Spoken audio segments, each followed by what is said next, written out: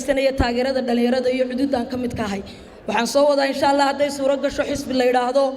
SYP oo u taagan Somaliland Youth Power oo ah xuduuda dhalinyarada Somaliland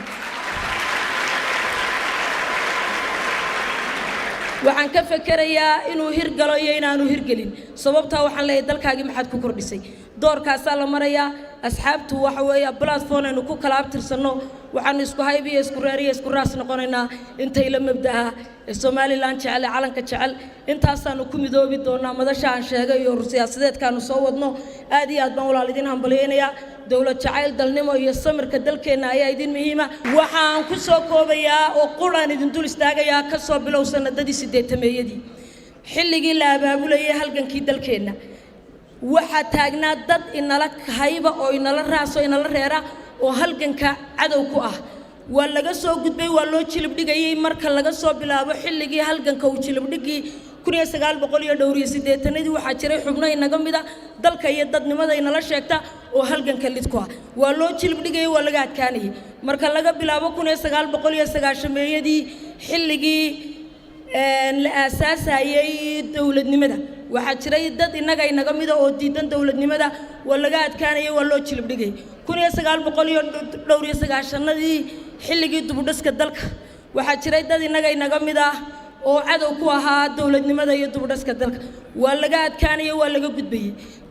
intaaba waxa waday oo halkana maanta maraysan in soo gaarsiiyay kuwa u jilib dhigayay horumarka dawladnimada nabadgelyada maanta haysano maanta marka la marayo wali cadowga ay nala haybta ay nala midabka ay nala deegaanka ay nala dadka ay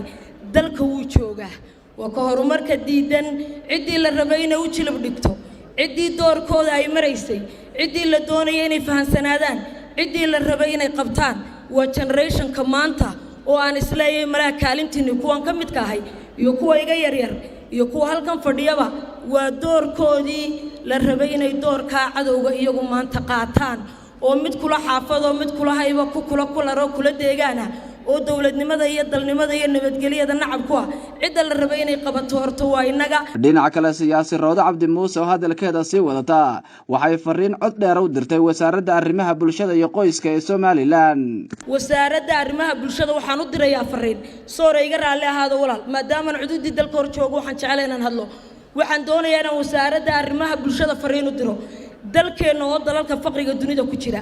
inagoo ictiraafka dawladnimada haysan waxa dalkeena ku soo badanaya ajaanabi fara badan oo qabanaya xifradihii shaqeeye dadkeenu qaban lahaa isla markaana qarash iyo dollar iyo kala baxaya dakhli dalka waxa ku dulman imka guriga aan deganay hortayda waxa laga dhisayaa laba aqal dhamaantood waxa dhisaya ajaanabi